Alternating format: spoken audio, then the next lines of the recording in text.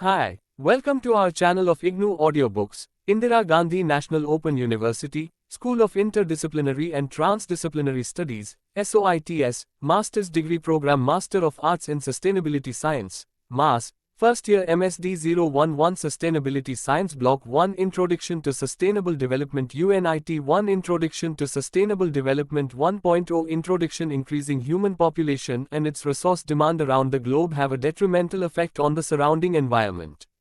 The progress in development at a high pace to meet the human needs seems to be going beyond the Earth's regenerative capacity. Thus, the impact of this process of development is being experienced in the form of pollution, loss of biodiversity and of course resource crisis at different scale. The positive side is that, during the last half of 20th century, there has been growing awareness of the links between environmental degradation, human welfare and health of the ecosystem. After Stockholm Conference on the Human Environment of United Nations, the world is looking for an approach where development be brought in harmony with nature. In reality, we are looking for a justice to our next generation. It is thus, the concept of sustainable development has become a central focus to any development discourse across the globe, and the World Commission on Environment and Development, WCED, was constituted. The final report of the Commission brought us Our Common Future in the year 1987 and has become a written document as commitment to the next generation and the survival of our planet. 1.1 Objectives. After reading this unit, you will be able to analyze interrelationship between increasing population and food availability in developing countries, explain the concept and genesis of sustainable development, and evaluate the consequences arising out of use in technology for exploitation of finite resources. 1.2 Population and food. About 10,000 years ago, the human population by various estimates ranged from about 8 million to 10 million on our planet. Agriculture and domestication of animals including animal husbandry provided not only more balanced food at low risk, since hunting and gathering food had a share of higher risk, but also considerable leisure for creative as well as procreative activities. Creative activities of Homo sapiens are noted in the forms of various culturally related music, sculpture, arts, mathematics, astronomy, philosophy, faiths and religions etc. There was no doubt agriculture required conversion of forest land into crop land, and this led to some sort of habitat invasion and loss of floral and faunal species. However, such losses were minuscule in the early period of human development, considering the large chunk of wild lands left untouched. The leisure and food security provided by farming also led to major scientific discoveries and technological innovations and inventions. In fact, farming and food security provided freedom from want and offered leisure required to think, plan and engineer inventions, e.g. steam engine by James Watt, which ushered in the Industrial Revolution. At the time of Industrial Revolution, the human population on our planet was about 850 to 900 million. By 1950, it had risen to 2.5 billion, and now in the beginning of the second decade of this new century we are evidenced with crossing 7 billion, and it is expected to exceed 9 billion in the year 2050. According to the 2008 revision of the official United Nations population estimates and projections, most of the increase will be in developing countries whose population is projected to rise from 5.6 billion in 2009 to 7.9 billion in 2050. In contrast, the population of the more developed regions is expected to undergo only slight increase from 1.23 billion to 1.28 billion, and this would have indeed declined to 1.15 billion but for a projected net migration from the developing to developed countries, which is expected to average 2.4 million persons annually from 2009 to 2050. These figures of human population are by themselves quite shocking, and we also need to consider progressive erosion, degradation of the ecological foundations of basic human needs. We need to understand the adverse impact of growing population, correspondingly increasing numbers of hungry people, and the growing intensity of vicious spiral of poverty and environmental degradation. India and China being the most populated countries in the world, and India in particular, the food security of the growing millions is a matter of deep concern. Almost concomitant with unsustainable population growth, there is also environmental degradation. By 2025, India's population is expected to be about 1.4 billion, and it needs to produce 30% more cereal grains as of today.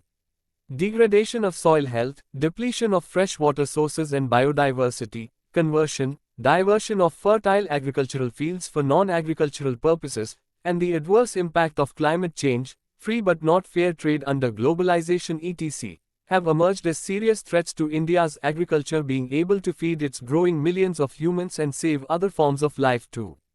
India's food situation, according to Lester Brown of World Watch Institute, is that it would grow worse. He noted that due to global warming, the Himalayan glaciers, fed perennial rivers like Ganges, Yamuna and Brahmaputra would gradually become seasonal rivers, subject to adequate rainfall, and therefore Indian agriculture in the Indo-Gangetic plains would come under severe water stress. He also predicts that India would have to import 45 million tons of food grains to meet the needs of population projected around 1.44 billion by 2030, assuming that India could stabilize its grain harvest at about 225 million tons by that time. Even if India might have financial resources to import food grains, there would be over 700 to 800 millions of rural poor, as now, who will have no access, i.e. purchasing power, to food. Further, when any country desperately needs food materials from another, its political sovereignty could be compromised. Further, importing food amounts to importing unemployment. These concerns are deeply linked with the question of what India's major thrust on sustainable development ought to be. Today, India, as the home of the largest numbers of hungry people, has got to strengthen the premise for sustainable food security in the future than diverting its meager natural sources, especially land and forests, for expanding industrial base for the sake of immediate economic gains. As Professor M.S. Swaminathan has been emphasizing in his several lectures and popular articles, purchasing food from other countries would become far too unaffordable in terms of financial affordability, compromise with political sovereignty, and result in loss of livelihoods. Population explosion and poverty expansion are necessarily linked in India. And it is well known that poverty and environmental degradation form a vicious spiral. It was at the UN Conference on Human Environment, held in 1972 in Stockholm, Sweden, that late Ms. Indira Gandhi, the then Prime Minister of India, articulated that poverty is the biggest polluter of the environment. Maurice Strong, the then advisor to the UN Secretary-General, noted that poverty and environmental degradation form a vicious spiral, with poverty leading to greater environmental degradation, and that in turn accentuating the poverty. Since many years, this vicious spiral has been operating to varying degrees in all the 600,000 plus villages of India, where nearly 650 million of its population of about 1.1 billion people live. Hunger is painful and unbearable, and bread is God to hungry people. In order to escape from hunger and death, the hunger-devastated rural women and men with their children migrate to the urban areas to try to eke out a living. Myers, 2002, refers to these people as environmental refugees, who on their arrival in cities are blamed for mushrooming urban slums and rising social tensions. The other route that these people are forced to take involves antisocial activities such as drug trafficking and crimes. The young men and women under these circumstances easily get attracted to various radical movements and disruptive groups. When young men only migrate to urban areas leaving behind their family, the burden of managing subsistence farming, which hardly leaves any marketable surplus, falls on the shoulders of the young women. They also must bring up children and attend to the needs of the old and infirm parents and parents-in-law. Since largely the women do not have legal rights over land, they are unable to avail credit facilities. The consequence is that while the young men struggle to eke out a living in the urban areas, their young women in the rural areas shoulder multiple burdens, those directly caused by poverty, hunger and drudgery. This phenomenon by which women come to bear the brunt of abject poverty is known as the feminization of poverty. These are very major aspects to be taken into consideration in determining our goals of sustainable development and allocation of necessary resources to achieve these goals. Few billionaires in India, and developing some world-class cities in the country, or we becoming one among the industrialized countries, will not ensure sustainable food and water security to the people of this most populous, resource-poor and developing country. 1.3 Resources and Limits to Growth. In 1798, Thomas Malthus published his Essay on Principles of Population. Although the global human population was just about 950 million, Malthus was of the view that Earth's resources, which are finite, though some of these are renewable, would not be able to support huge human populations. In the following years, advances in genetics, plant breeding, medical sciences, engineering etc. enabled not only the survival of growing millions of humans but also adoption of unsustainable lifestyle, especially in North America and Western Europe. All these enhanced the stress on the planet Earth. Starting from the middle of the 20th century, there started a realization that continued depletion and/or degradation of Earth's resources. Since 1968, several thinkers, academics, industrialists, civil servants and policymakers have been concerned about development as usual in the light of depletion of finite resources. In the year 1972, a group of scientists from Massachusetts Institute of Technology examined different scenarios and choices open to the world to reconcile sustainable progress within environmental constraints and published Limits to Growth. This study developed a computer-simulated world model using variables such as population, resources etc. and concluded that 1. If the present growth trends in world population, industrialization, pollution, food production, and resource depletion continue unchanged, the limits to growth on this planet will be reached sometime within the next 100 years. The most probable result would be a rather sudden and uncontrollable decline in both population and industrial capacity. 2. It is possible to alter these growth trends and to establish a condition of ecological and economic stability that is sustainable far into the future. The state of global equilibrium could be designed so that the basic material needs of each person on Earth are satisfied and each person has an equal opportunity to realize her individual human potential. This study also challenged some of the views prevailing at that time regarding the potential for technological breakthrough to raise the physical ceilings of resources indefinitely. It pointed out that faith in technology, as the ultimate solution to all problems, can divert our attention from the most fundamental problem, the problem of growth in a finite system, and prevent us from taking effective action to solve it. About 43 years later, today, two things are clear. No technology that can replace natural resources and ecosystem services has been so far developed, and with levels of chemical pollutants, human waste etc. having reached beyond Earth's ability to absorb, recycle, the emphasis now is also on sink limits.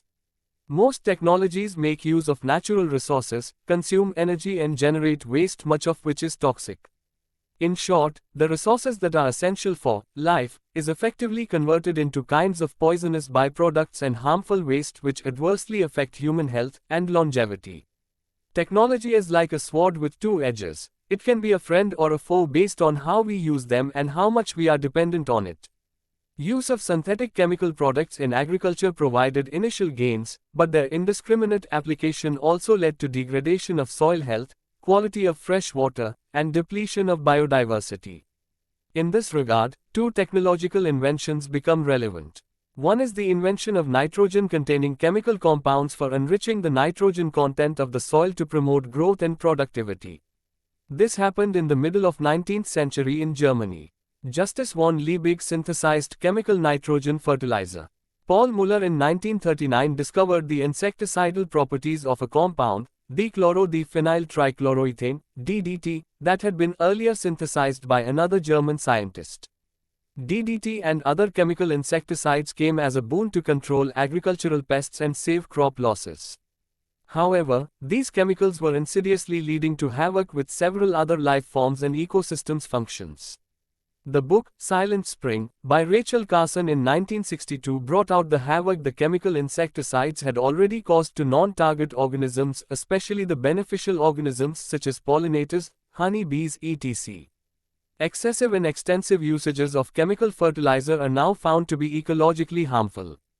Chemical residues, industrial wastes and particularly toxic electronic waste is accumulating, and some of the developed countries illegally dumping these wastes in some of the poor developing countries are reaching dangerous proportions. Already the meager fresh water sources are getting polluted. Incidents of diseases like cancer attributable to genotoxins in hospital, municipal, agricultural and industrial wastes are increasing, and it is becoming almost impossible to manage them effectively in ecological benign manner. It seems that these developed, industrialized countries fail to realize that damage to one part of the planet is going to spread to their own areas sooner than later. As Professor M.S. Swaminathan, father of Green Revolution in India, put it, hopefully doom for all is not our common future. Depletion of finite natural resources on the one hand, and sharp increases in harmful waste on the other, further handicap what little efforts are being made towards sustainable development. The take-home message is clear: the technology that has built economic power has frequently done so at the expense of our ecology and environment and our long-term well-being. The winner is technology, no doubt, and a small percentage of the humankind, and the losers in the end will be the whole biosphere of which humans are only a part. 1.4 Understanding Sustainable Development. As discussed in the earlier sections, the human pressure on natural resources and the increasing attitude of human for economic growth left a degraded environment, which finally brings to an insecure food security. It is known practice that people travel from one place to other in search of livelihood, sometimes leaving their family members in their native place. The exploitation of resources of a region by the people of another region through imperialism brings unacceptable damage not only to the environment but to the social system of the region. Thus, increasing population has direct impact on the environment and its resources, thereby threatening the future availability. So, we need to understand such kind of development that cares the environment and social system. Therefore, since the beginning of 1970s until the end of the 20th century, the United Nations had been active in mustering support of all the nations of the world for developing strategies towards reconciling environment and development. The UN constituted World Commission on Environment and Development, and Gro Harlem Brundtland was the chairperson.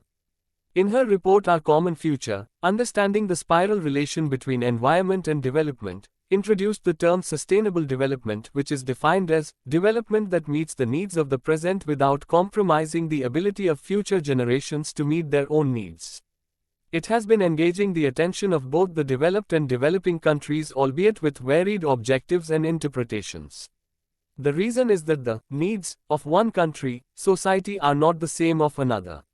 While India's concept of sustainable development in the interest of the food and nutrition security of its present and future generations needs to be eco-friendly agriculture and livelihood, the Evergreen Revolution, proposed by Swaminathan 1996, there are several other national and international compulsions bring in several extraneous issues. The technology countries with almost zero population growth and higher biocapacity would obviously have different agenda of action. With this basic premise, let us now study the theoretical as well as practical approaches to understanding sustainable development.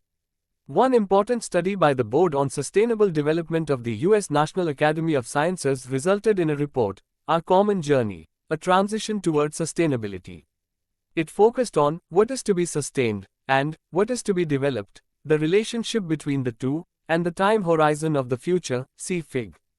1.1. And sustainable development, or the Evergreen Revolution, is just not possible without enlisting science and technology. Several examples are found in mundane technologies that have improved delivery of basic needs for sanitation, cooking, land and biodiversity saving, and now energy saving and reduction of emission of greenhouse gases, etc. In India, the yield increases associated with Green Revolution have saved about 85 million hectares of forest land from being diverted for agriculture as of the year 2000, a positive aspect, although human greed in course of time made it an enemy of ecology. What is to be sustained for how long? 25 years. What is to be developed? Nature, earth, biodiversity, ecosystems, now and in the future, forever. People, child survival, life expectancy, education, equity, equal opportunity, economy, wealth, productive life support linked by ecosystem only services, mostly environment but in sectors, consumption or community, cultures, groups, places, society, institutions, social capital, states, regions. Fig. 1.1. Definitions of sustainable development. However, much remains to be done. There is now a greater need for a dialogue between scientists and the field-level workers who are engaged in the practice of meeting human needs. Let us specify basic needs while conserving the Earth's life support systems and reducing hunger and poverty.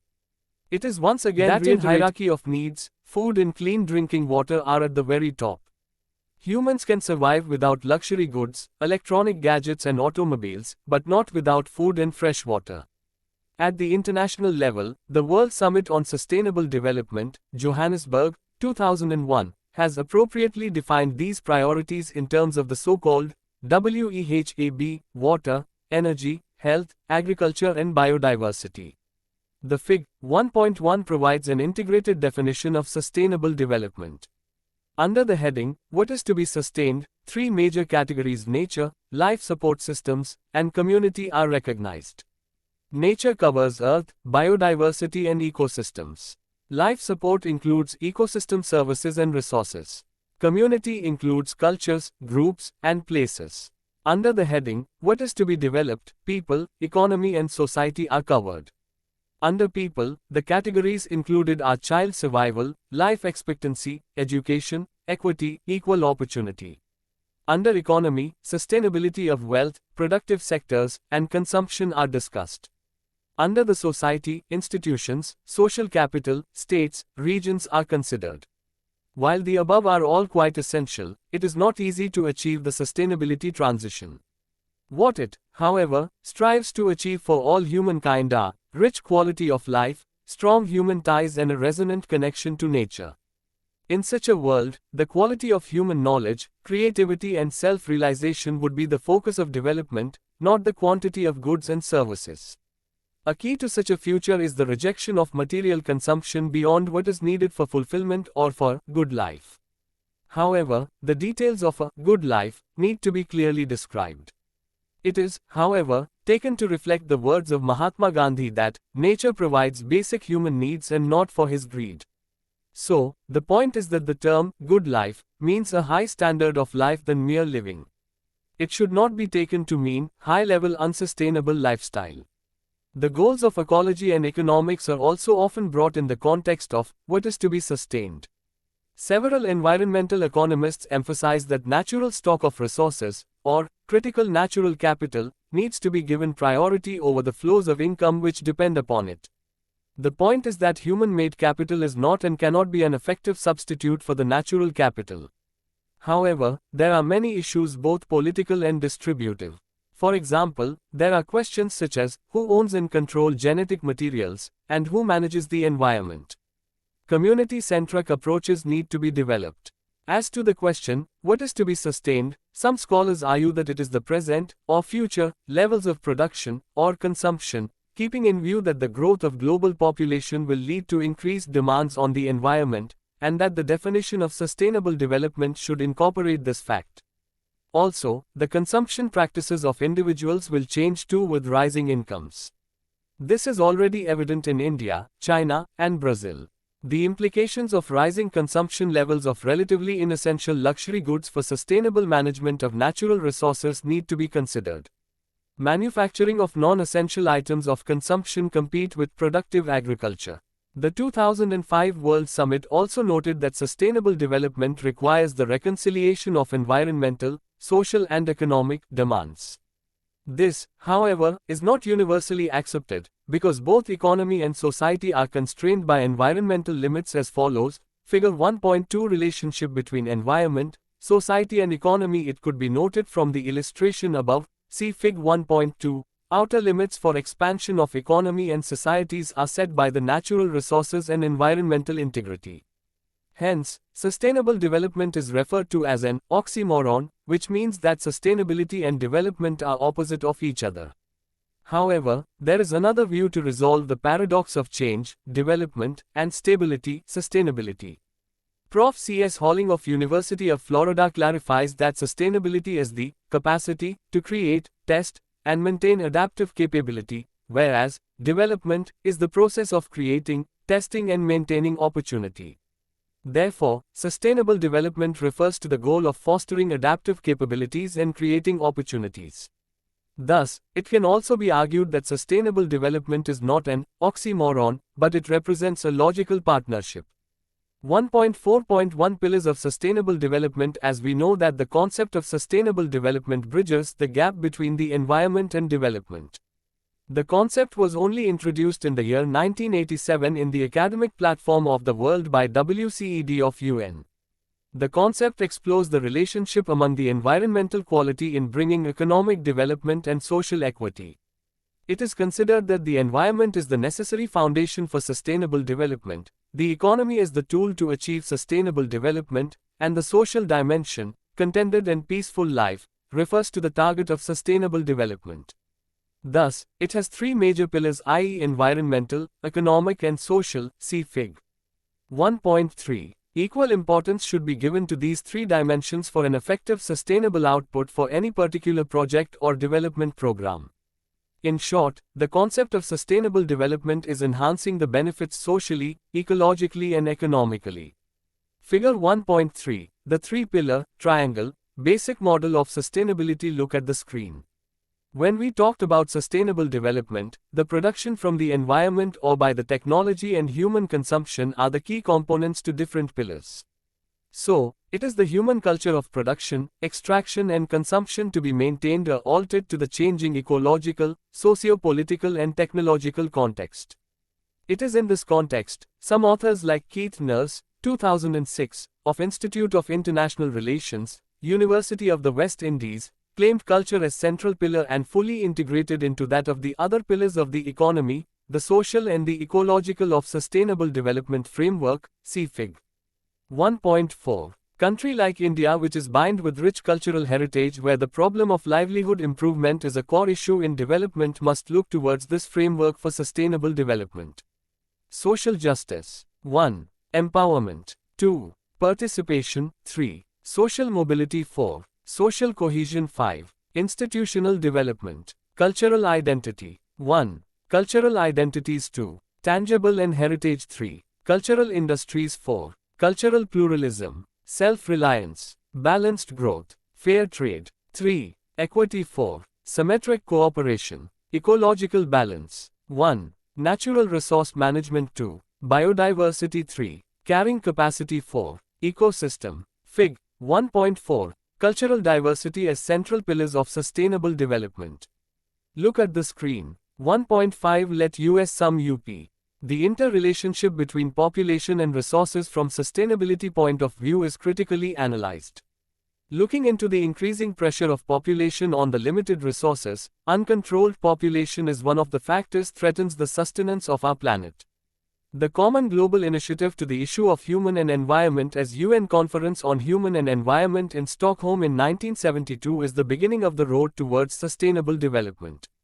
Understanding the basic requirements is very much important when we talked about the new concept sustainable development. The need has to be defined clearly. Sustainable development has three dimensions, i.e., environmental, social and economic. Equal importance should be given to these three dimensions for an effective sustainable output for any particular project or development program. A report by National Academy of Science, USA titled, Our Common Journey, A Transitions Towards Sustainability, critically analyzed two aspects, i.e., what is to be sustained and what is to be developed, and the relation between the two. Thank you. Subscribe to our channel for more updates, and we will see you with the next chapter.